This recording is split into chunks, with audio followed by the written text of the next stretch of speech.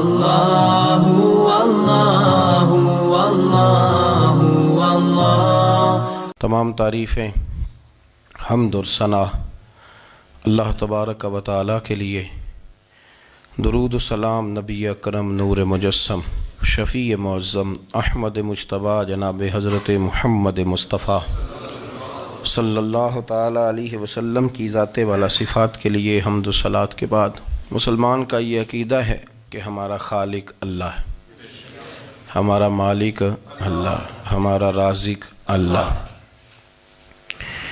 جب یہ ساری چیزیں، ساری عطائیں، ساری نعمتیں اللہ کی ہیں تو پھر مسلمان کی ساری توجہ بھی اللہ ہی کی جانب ہونی چاہیے۔ اسے کوشش کرنی چاہیے کہ وہ ہر معاملے میں، ہر مسئلے میں، ہر پریشانی میں اپنی توجہ اپنے رب کریم کی جانب مبذول رکھے۔ انسان جب اپنے علم پر بھروسہ کرنے لگتا ہے یا اپنی عقل پر بھروسہ کرنے لگتا ہے یا اپنے تعلقات پر بھروسہ کرنے لگتا ہے یا اپنی دولت پر، مال پر، صحت پر، تو ایک بہت بڑے دھوکے کا شکار ہو جاتا ہے۔ اور انسان جب انسانوں پر بھروسہ کرنے لگتا ہے تو پھر اللہ تعالیٰ اسے بعض اوقات انسانوں کے سپرد کر دیتا ہے، انسانوں کے سپرد۔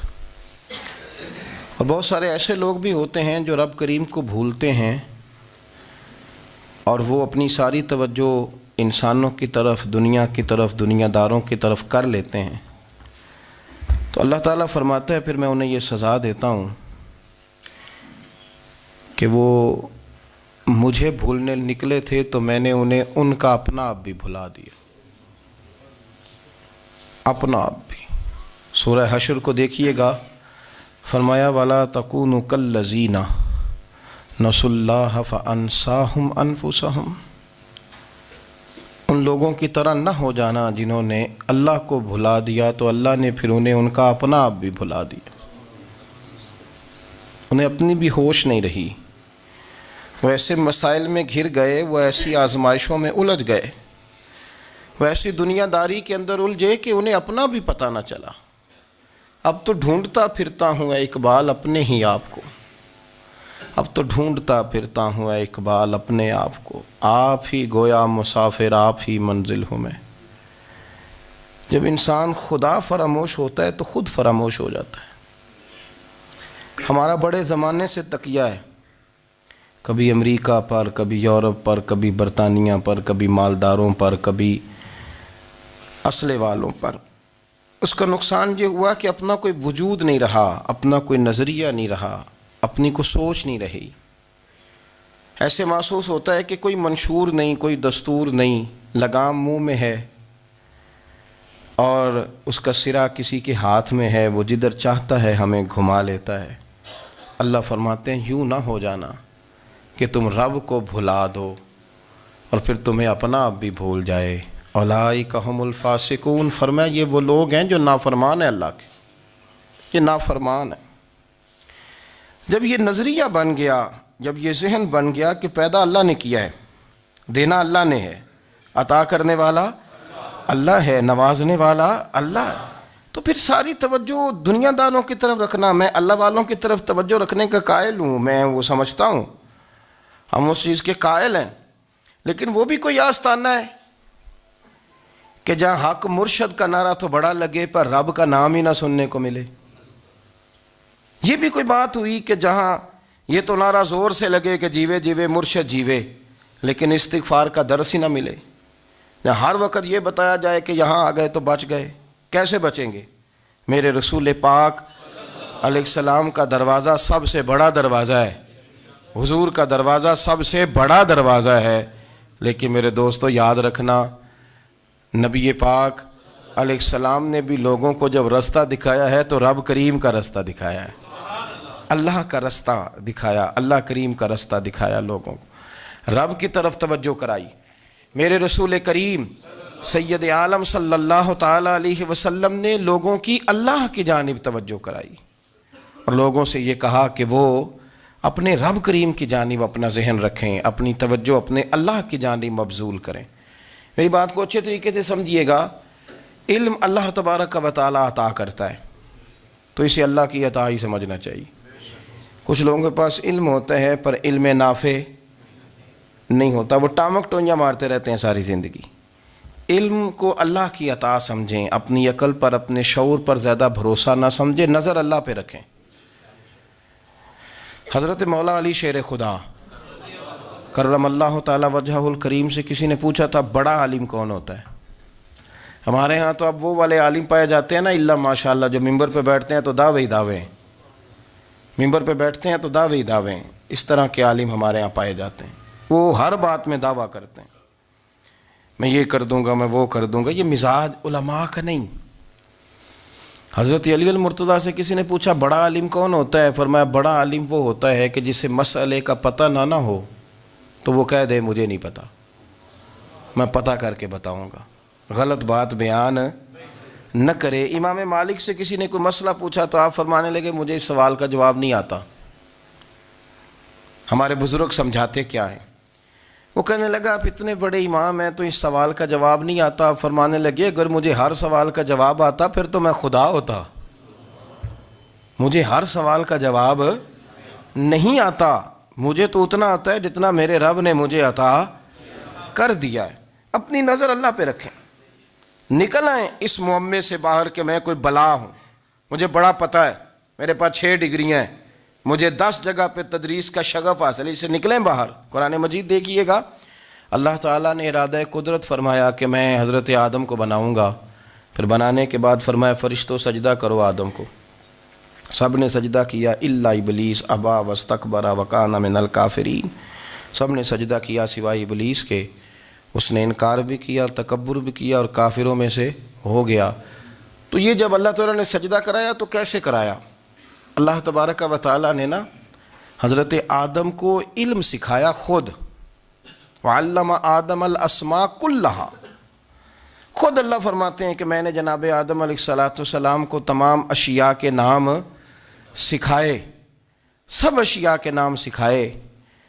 تو وہ چیزیں پھر میں نے نا، اللہ فرماتے ہیں میں نے فرشتوں پہ پیش کی، میں نے کہا کہ بتاؤ ان کے نام کیا ہے، تو فرشتوں نے جو جواب دیا وہ سمجھنے والا ہے۔ اللہ نے چونکہ خود علم سکھایا تھا حضرت آدم کو، جناب آدم سکھایا تھا، لیکن فرشتوں کو نہیں سکھایا تھا۔ تو اللہ کریم نے فرمایا فرشتوں اب یہ بتاؤ ان چیزوں کے نام کیا ہیں؟ تو فرشتے کیا کہتے ہیں؟ فرشتے عرض کرتے ہیں قالوا سبحانک لا علم لنا۔ آپ کبھی یقین کریں اس چیز کی لذت لیں تو مزہ آ جائے۔ کہا قالوا سبحانک، کہنے لگے تو پاک ہے، قالوا سبحانک، کہنے لگے تو، بھئی آدم علیہ السلام کو نام سکھا لیے، پھر فرشتوں کے سامنے وہ چیزیں پیش کر کے کہا ان چیزوں کے نام بتاؤ، تو فرشتے کیا کہتے ہیں؟ کہتے ہیں قالوا سبحانک، تو پاک ہے، لا علم لنا، ہمارے پاس کوئی علم نہیں، الا ما علمتنا، ہمیں تو اتنا پتہ ہے جتنا تو نے ہمیں سکھا دیا ہے، ہمیں تو اتنا پتہ ہے جتنا تو نے ہمیں، لا علم لنا، ہمارے پاس کوئی علم نہیں ہے، اتنا ہی پتہ ہے جتنا تو نے ہمیں سکھا دیا ہے، اس سے زیادہ ہمارے پاس علم۔ اور یہ کیوں تو نے ہمیں جتنا سکھایا اتنا پتہ ہے؟ فرشتے یہ نہیں کہتے یا اللہ تو زیادہ سکھا، آدم کو دیا تو ہمیں بھی دے، یہ نہیں فرمایا، فرمایا انکا انت العلیم الحکیم، اے اللہ تو علم والا بھی ہے اور حکمت والا بھی ہے، تجھے پتہ ہے کس کو کتنا دینا ہے، جتنا تو نے مناسب سمجھا جناب آدم کو دیا، اور جتنا تو نے بہتر سمجھا وہ تو نے ہمیں عطا فرمایا۔ تو اگر آپ کے پاس علم ہے، کہیں نالج ہے، تو اس کو اللہ کی عطا سمجھیں۔ ہمارے ہاں بہت سارے لوگ بن کے بیٹھ جاتے ہیں، میں اکثر کہتا ہوں کہ پھر وہ دعوے کرتے ہیں میرے علاقے والے جاہل ہیں، میرے شہر والے جاہل ہیں، میرے خاندان والے پڑھے نہیں۔ یہ آپ کا دعویٰ ہے، یہ آپ کو خراب کر دے گا۔ ہم نے بہت سارے ایسے لوگ دیکھے جو بہت بڑے عالم تھے، لیکن اللہ جب لینے پہ آیا تو عقل ہی لے گیا، شعور ہی چلا گیا، حافظے ختم ہو گئے۔ آپ دیکھتے ہیں بڑھاپے میں کچھ لوگ ایسے ہوتے ہیں کہ جن کو یہ بھی یاد نہیں رہتا کہ میرا نام کیا ہے، میں کہاں ہوں، مجھے کدھر جانا ہے۔ تو اس وقت سے اللہ کی پناہ مانگیں اور اپنی نظر اپنے رب کریم کی جانب رکھیں، اللہ کی جانب اپنی نظر کو مبذول رکھیں۔ دوسری بات، علم کے بعد ایک چیز آتی ہے جس کا نام ہے ہدایت، جس کا نام ہے تقویٰ، جس کا نام ہے پرہیزگاری، جس کا نام ہے عمل، عبادت، ریاضت، یہ بھی اسی وقت ہی نصیب ہوتی ہے جب میرا رب کریم نصیب فرما دیتا ہے۔ ہم نے نا نیکی کا اپنا اپنا سٹیٹس بنا لیا ہے، اپنا اپنا معیار بنا لیا ہے۔ کچھ لوگ کہتے ہیں کہ جناب مسجد میں سیمٹ کا توڑا دینے سے بہتر ہے کسی غریب کو آٹے کا تھیلا دے دو۔ اب اس نے اپنا مزاج بنا لیا نا نیکی کا، اس نے اپنا سٹیٹس بنا لیا ہے۔ میرا یہ سوال ہے کہ نبی پاک صلی اللہ تعالیٰ علیہ وسلم جب مدینہ شریف آئے تھے تو حضور نے سب سے پہلے غریبوں میں آٹا تقسیم کیا تھا کہ سب سے پہلے مسجد بنائی تھی؟ کیا عجیب لوگوں کا رنگ ہے، اپنی مرضی کی ہدایت، اپنی مرضی کا تقوی، اپنی مرضی کا معیار۔ مسجد کوئی بڑا چھوٹا خطیب بھی میری طرح کا ہو نا تو وہ مسجد میں بیٹھ کے جب نبی پاک کی بات کرتا ہے تو کہتا ہے میرے رسول پاک غریبوں کا سہارا بن کے آئے۔ وہ غریبوں کی بات کرتا ہے، مسکینوں کی، لاچاروں کی، کمزوروں کی بات۔ تو مسجد ہی تو وہ ادارہ ہے جہاں سے غریبوں کی بات ہو رہی۔ تو اب لوگوں نے غریب کو اور مسجد کو لڑانا شروع کر دیا، اس کو لڑاؤ کہ مسجد میں پیسے دینے سے بہتر ہے آپ غریب کو آٹے کا تھیلا دے دیں۔ آپ یہ کیوں نہیں کہتے کہ مسجد میں بھی آپ توڑا دیں ایک سیمٹ کا اور ساتھ غریب کو بھی خدمت کریں؟ یہ کیوں نہیں تقویٰ؟ اپنی اپنی مرضی کا مزاج، اپنی اپنی۔ کچھ لوگ کہتے ہیں چھوڑو جی، ساری زندگی انسان نماز پڑھتا رہے اور پھر گالیاں بھی دیتا رہے، بندہ داڑھی بھی رکھ لے اور جھوٹ بولنا بھی نہ چھوڑے۔ تو یہ آپ نے اپنے پاس سے تقوی کا معیار بنایا ہے۔ گالی دینے کا گناہ ہے اور داڑھی رکھنے کا ثواب ہے۔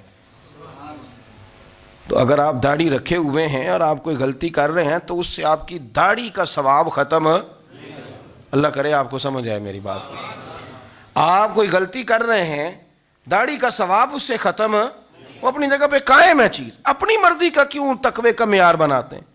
تقوی کا مزاج اپنی مرضی کا نہ بناؤ، اللہ کی بارگاہ سے دعا مانگو کہ یا اللہ ہمیں ہدایت کا نور عطا فرما، اللہ تو ہمیں رستہ دکھا، تو بتا کہ ہدایت کیا ہے۔ تو رب فرماتا ہے اللہ ولی الذین آمنوا، اللہ مومنوں کا مددگار ہے، یخرجہم من الظلمات الی النور، وہ انہیں اندھیروں سے نکالتا ہے اور نور کی طرف روشنی عطا فرماتا ہے۔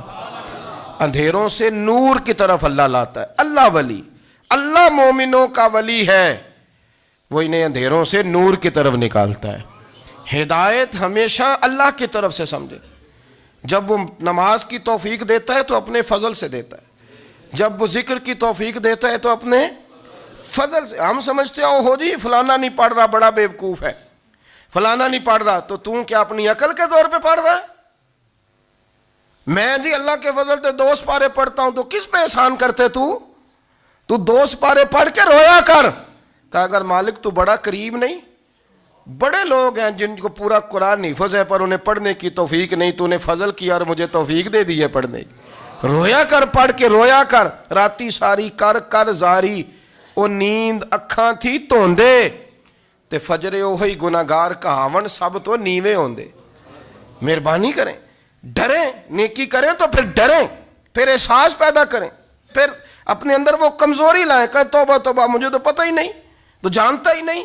حضرت سیدنا امام اعظم ابو حنیفہ رحمۃ اللہ تعالیٰ علیہ کے ساتھ ایک شخص کہتا میں نے نماز پڑھی، تو عشاء کی نماز تھی۔ یہ جو لوگ بڑے ہوتے ہیں نا، جن کے پیار کرنے والے بڑے ہوتے ہیں، ان کے گرد خوف بھی بڑا ہی ہوتا ہے، انہیں بڑا ڈر لگتا ہے، بڑی بعض اوقات آزمائش ہوتی ہے ان کی۔ عشاء کی نماز کہتے پڑھی تو امام صاحب نے نا عشاء کی نماز میں تلاوت کی آیتیں فَمَن يَعْمَلْ مِثْقَالَ ذَرَّةٍ خَيْرًا يَرَهُ وَمَن يَعْمَلْ مِثْقَالَ ذَرَّةٍ شَرًّا يَرَهُ، فرمایا جو ذرہ برابر خیر کرے گا وہ بھی قیامت میں دیکھے گا، اور جو ذرہ برابر شر کرے گا وہ بھی قیامت میں اس شر کو دیکھے گا، اس کے سامنے آئے گا۔ تو وہ شخص کہتا ہے کہ سارے لوگ نماز پڑھ کے چلے گئے تو امام صاحب رحمۃ اللہ علیہ نے اپنی داڑھی پکڑی، رو رہے ہیں، کہتے ہیں وہ ذرہ برابر نیکی کا بدلہ دینے والے، وہ ذرہ برابر شر پہ سزا دینے والے میری سفید داڑھی کو دیکھ، مالک میرے ذرے ذرے سامنے نہ لانا، لوگ تو میری بڑی قدر کرتے ہیں دنیا، میں تو بڑا پہچانا جاتا ہوں، لوگ تو میری راہوں میں پھول لیے کھڑے ہوتے ہیں، مجھے بڑا نوازتے ہیں، قیامت میں رسوا نہ کر دینا، میرے لیے مشکل ہو جائے گی۔ وہ کہتے ہیں میں نے امام صاحب کا درد دیکھا، مجھے کوئی کام تھا تو میں چلا گیا، میں نے کہا کہ وہ اس وقت اللہ کے حضور حاضر ہیں تو میں دوبارہ آؤں گا. کہتے میں تہجد کا وقت آیا تو امام صاحب وہیں بیٹھے تھے اور ان کی داڑھی آنسوؤں سے بھری ہوئی تھی اور زور سے داڑھی پکڑی ہوئی. کہنے لگے مالک رسوا نہ کر دیں, قیامت میں رسوا نہ کر دیں. یار جو ہدایت یافتہ لوگ تھے وہ تو ڈرے ہوئے تھے, وہ تو سہمے ہوئے تھے. وہ تو کہتے تھے یہ اس کا فضل نہیں, اس نے بلا لیا, یہ اس کا کرم نہیں. حضرت باعزید بستامی کسی کافر کو دیکھتے تو رو پڑتے, کہتے مالک تو کتنا قریب ہے, یہ بے ایمان رہ گیا, تو نے اپنے فضل سے مجھے اپنے نبی کا غلام بنا لیا. وہ رو پڑتے. یہاں تو لوگوں کا دعویٰ ہی بڑا ہے. نمازی اللہ خیر فرمائے وہ تو دوسروں کو گھورتا ہے, وہ کہتا ہے جنت کا میں مالک ہوں, کنجیاں میرے پاس ہیں, میں کسی اور کو گھسنے نہیں دوں گا. اور اگر 2-3 حج کر لے تو پھر تو وہ کہتا ہے کہ اب میرے سے پوچھ کے لوگ جنت میں جائیں گے معاذ اللہ. اور اگر وہ 2 4 5 7 دفعہ کوئی نفل پڑھ لے تو پھر وہ کہتا ہے چھوڑیں جی سارے لوگ بے عمل ہیں, میں اکیلا نیک ہوں. نہ ایسا کریں, اپنی توجہ اپنے رب پہ رکھیں, اپنی توجہ اپنے معین الملت والدین, عطا رسول, ہند الولی, غریب نواز, خواجہ معین الدین چشتی, حضرت خواجہ اجمیر, شاہ اجمیر, والی ہندوستان. آخری عمر میں نا سارا دن روتے گزر جاتا, ساری رات روتے گزر جاتی. ذرا سی کوئی بات کرتا تو رو پڑتے, آنکھیں آنسوؤں سے بھری رہتی. کئی دفعہ اپنے بھی پریشان ہو جاتے ہیں نا کہ یار تو ایک بات کی جان ہی نہیں چھوڑ رہا. تو خواجہ قطب الدین صاحب بختیار کاکی سے لوگوں نے کہا کہ آپ مرشد سے بات کریں, اتنا بھی تو نہیں نہ رونا چاہیے, ہر وقت اس کے آنسو کی کریے. عاشق دا کام ہی رونا تونا, تے بھی نہ رویو نہیں منظوری. یہ عاشق سدا ہی روندا رہندا ہے, پاویں وصل ہوئے تے پاویں دوری. ہر وقت رونے کا کیا مطلب ہے؟ تو خواجہ قطب صاحب کہتے ہیں میں قریب گیا تو میں نے پیر دبائے, میں نے کہا سونیا لوگ تو کچھ بھی نہیں کرتے, تو نے تو کمال کر دیا. 90 لاکھ آدمی مسلمان کر دیا, دنیا کچھ نہیں کرتی. تو نے 50 سال ساری رات مصلے پہ بیٹھ کے رب راضی کیا. تو شہزادہ تھا, حضور کی اولاد تھا, لیکن معین الدین تیرا ایک پلاٹ بھی نہیں. تو نے طالب علم پالے, انہیں غریبوں کو دیا, تو نے نوازا, کوئی شے نہیں تیرے پاس, ہر چیز تو نے. ساری رات روتے ہو, سارا دن روتے ہو. تو خواجہ قطب الدین صاحب کہتے ہیں میں نے جب عرض کیا تو خواجہ صاحب مجھے گلے لگا لیا, چیخ مار کے روئے. کہنے لگے قطب الدین پتر داڑھی سفید ہو گئی, جانے کا وقت آ گیا. جو تو نے نیکیاں گنوائی ہیں وہ ہیں صحیح میرے پاس, پر یار کی بارگاہ میں پیش کرنے کے قابل ایک بھی نہیں. تو بارگاہ تو دیکھ کتنی بڑی ہے, رسول کریم کی بارگاہ میں پیش کرنے کے قابل ان میں سے ایک بھی نہیں. تو آستانہ دیکھ کتنا بڑا ہے, کیا پیش کروں گا, کیا عرض کروں گا حضور کی بارگاہ میں, کس طرح. وہ یار جو بڑے تھے وہ تو ڈرے ہوئے تھے, سہمے ہوئے تھے, وہ تو بڑی آزمائش میں تھے. لیکن میرا اور آپ کا رٹا 2 نمازیں پڑھ کے 6 نمازوں کا دعویٰ کرنا اور لمبی چوڑی کہانیاں بنانا اور اپنے منہ سے اپنی تعریفیں کرنا, اس سے تھوڑا باہر آئیں. رزق بھی میرا اللہ ہی دیتا ہے, علم بھی اللہ دیتا ہے, رزق بھی. بڑے بڑے فقیروں کو مالدار ہوتے دیکھا, بڑے بڑے مالداروں کو فقیر ہوتے دیکھا. بڑے بڑے, میرے ایک بڑا سخی قسم کا سجن ہے, بڑا پیارا ہے, میں اسے سخی مانتا ہوں. میں نے اپنی پریشانیوں کے دنوں میں بھی اس شخص کو سخی دیکھا. ایک دن رات کو مجھے ٹیلی فون کر کے کہنے لگا کدھر ہو؟ میں نے کہا میں گھر ہوں. نہیں اکثر سفر میں ہوتے ہو نا؟ اور میں نے کہا طبیعت کیسی ہے؟ ٹھیک ہے, بس حال چال پوچھنا تھا. میں نے سمجھائی, میں نے کہا یار یہ کوئی مسئلہ ہے, ورنہ رات کے 2 بجے کوئی حال پوچھنے کو فون تو نہیں نہ کرتا, کوئی مطلب ایسا تو مسئلہ نہیں نا. تو میں نے بیک کال کی, میں نے کہا یار میری بات سن, مسئلہ کیا؟ کہ نہیں کچھ نہیں دل کر رہا تھا. میں نے کہا میری گل سن, رہے ہیں اسی 4-5 سال کٹھے, میں تین جاننا, اصل بات کر. کہنے لگا مکان بھی بڑا ہے, سارا کچھ ٹھیک ہے, پر وہ بڑا ہی بے نیاز ہے. کچھ حالات اس قسم کے آ گئے ہیں کہ لوگوں کو بتاؤں بھی تو لوگ ماننے کو تیار نہیں. زیادہ نہیں, مجھے نا تھوڑے سے پیسوں کی ضرورت ہے, کوئی 15-20 ہزار اگر مل جائیں میری ضرورت. آپ یقین کریں میں روتا رہا ساری رات. میں نے کہا مہربانہ تیرا کس طرح کریں گے, اس سے لے کے زمانہ استعمال کرتا تھا, پر بے پرواہی ویکھ نہ سجڑ دی, جتھے کسے دی پیش نہ جاوے انہیں تاجاں والے در در رولے تے منگتے ہیں تخت بٹھاوے. سجنا کسے نو کارا مل دئی کوئی کعبے خالی آوے. واللہ خیر الرازقین. وہ کہتے تو دائیں بائیں نہ جا، رزق تو تجھے میں دوں گا، میں ہوں بہتر رزق دینے والا. بڑے بڑے بادشاہ، بڑے بڑے شہنشاہ، بڑے بڑے لوگ، ہاتھوں میں کاسے، فقیریاں. ام ربیعہ کہا کرتی تھیں، بڑی نیک اور صالح خاتون تھیں. وہ کہتی ہیں کہ میں نا بڑے امیر آدمی کی بیوی تھی، اپنے شوہر کے ساتھ چھت پہ بیٹھی تھی تو نیچے فقیر مانگنے والا آیا. اس نے بڑے درد سے صدا کی تو میں نے اپنے شوہر سے کہا کچھ دے دیں. کہا دفع کر، ان لوگوں نے دھندا بنایا ہوا ہے. کہتی میں میکے سے بھی بڑا مال لے کے آئی تھی، میرے ماں باپ بڑے امیر تھے تو میں نے نا چوری اپنے خامہ سے نظر بچا کے باتھ روم جانے کے بہانے گئی اور نیچے جا کے 5 دینار میں نے اس فقیر کی ہتھیلی پہ رکھے. کہتے اس نے 5 دینار دیکھے، پھر میری طرف دیکھا تو میں نے اس کی آنکھوں میں آنسو چمکتے دیکھے. کہنے لگے بی بی رب تیرا بھلا کرے، میں 3 دنوں کا بھوکا ہوں. کہ وہ چلا گیا. میں گھر آ گئی، جب باہر آئی تو میرا شوہر کہنے لگا تو اتنی اب اتنی تو تیز ہو گئی ہے اور تو اتنی خود مختار ہو گئی ہے، میرے بغیر پوچھے مال خرچ کرے گی، جا تجھے 3 طلاقیں. کہتی میں بالدار اور وزادار باپ کی بیٹی تھی، طلاق لے کے گھر آئی تو میرا باپ ٹوٹ گیا، چارپائی پہ چلا گیا. اوہو یہ کیا بن گیا. کہتی بڑی تکلیف رہی. 1-2 سال کے بعد میرے ابا نے میری شادی کر دی. اب جس شوہر کے پاس گئی وہ بڑا نیک تھا، پرہیزگار تھا، اللہ نے بہترین صلہ دیا. کہتی چھت پہ بیٹھی تھی، دروازے پہ فقیر آیا تو میں نے شوہر سے کہا کچھ دے دوں. کہنے لگا 5 نہ دینا، 15 دینا، 20 دینا. میں فقیر ہوں، میں نے فقر سے دولت دیکھی ہے، اسے خالی نہ لوٹانا. کہتی ہے کہ میں نیچے گئی اور جب میں نے اس کی طرف دینار بڑھائے تو میری چیخ نکلی، پیسے پھینک کے میں بے ہوش ہو کے گری. میرا شوہر نے آ کے اٹھایا، اندر لے گیا، پانی منہ پہ چھڑکا. کہنے لگا تجھے کیا ہوا؟ کہنے لگی یہ جو مانگنے آیا یہ میرا پہلا شوہر تھا، وہی تھا جو کہتا تھا کہ تو 5 دینار دے آئیے، جا تجھے 3 طلاقیں. پڑھو نا حدیث پاک.